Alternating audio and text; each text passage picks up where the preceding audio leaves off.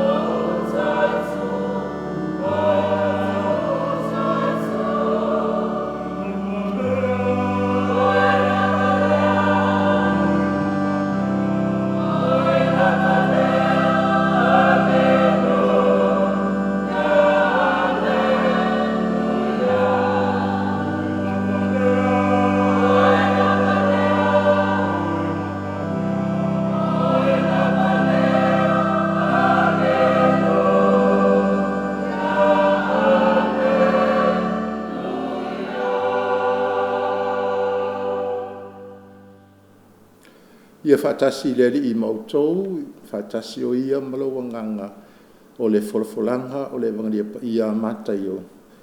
Le li ia oi. O le vangalia mata yo o luas fulmalevalu o le whaipuvalu se yo atu le fulmalima o le matua. Lua te tau atu ia usao ina ia latu o atu I Kalileia latu te iloa mai iau. Ona la vave o ai lea nai le tunga mau, ma le fefe, ma le fia tele. Wala tau fituli e tau atu ai I ona soo. Whauta foi, ua fitai ai Yesu mai la ua oa whape atu. Sio ua lofa, ona la o mai ai lea, ua fitangofi I ona vai, ma ifo mai I anteia. Whetala yatu wai lea o Yesu I ate la ua, a ua te lua matatau. Ina watu ia o lua ma tau watu I o uso ina ia latu watu Kalileia latu te iloa mai a iau wala o whauta ua atu le ai nisi o e na leo ua tau watu I le awastaulang sili mea uma ua whaia ona latu whapoto ai lea whaatasi matoia ina wala latu fili Ona watu ai lea o tupe tele le au, ua whape atu. Ia o tau watu na o mai o na soo I le pō ua ngaoi I a te ia, a o mato momoe. A whai whaalongo iai le ripule, mātou te whaole ole atu I a te ia, ma whaasao ia te outou. Ona lātou talia leo tupe, ma lātou whaia e pei o nā oa oina mai o i lātou. Wa salalau fo'i le tala, i tangata iuta ia, wa o mai lava i nei o na pō. O le tala le lei a le alii, ia vi ia oe le alii Iesu Keriso. A tatu iai, le nei vai tausanga o le toe tū manu mālolo tatu o lei. A ua ngatasi lava ma le wha ma maluina i le kalesi au au o le tausanga o le iupeli po o le malanga sa male wha moe moe. O manatu nei wa amata no saputu mai i loto ma manatu o le au soo ai mese fo i lato na muli muli ma militi no fatasi ma Yesu taimi le mautonu taimi wa whakalo ai li tele o waenga sa na nau ma wa oinai i lato weleli. Ngo fia lava le tangata e masaro salo le tangata e le mautonu wa le langona lava le fa le tangata. Ta tutte le mautonu lo se mea e le ai se fa moi se taunu unga le lei.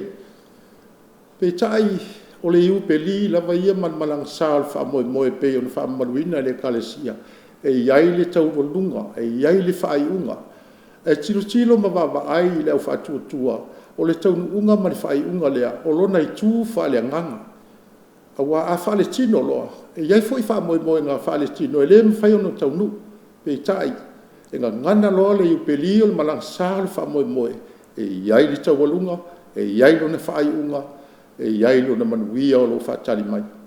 Whapenala le mea na tupu le au so. Wa umalo lato fia ma futa whaatasi malele. E wa amatanta i tasi ama o ese. Aise a, o langona wa tau teva. O manatu wa mousuha. Wa le mwhai o na au mai le whaatua male toi manatua. Whetalainga Yesu e ao ina tu inatu le atali o le tangata i 5 e fasiotia e maliu ma toetu wa ngalo ia vaenga uma wa sola ili fa moe lona winga folinga mai wa le ai se fa moe se fa unga le lei i manatu malangona o le au so ai mese i lato na muri ia Yesu a pe na foi ta ua sa mo ia te imitate te masao salo ai a tatu tu malanga ma le fa tua malanga ma le fa moe i se fa moe mauti noa i eilo na tau unga le lei e manuia mea tātou te whaia. Ia tātou iai vai tau o le toi tū, a mai le toi tū o le tātou wali, wha whio te tonu iai tātou, ina ia mawhai ono tātou talia, o mea ti ngā, ma mea whawhitauli o le o langa nei, e iai lo na taunu unga le lei, pe a whai tātou te talia, o no le toi tū o le tātou wali.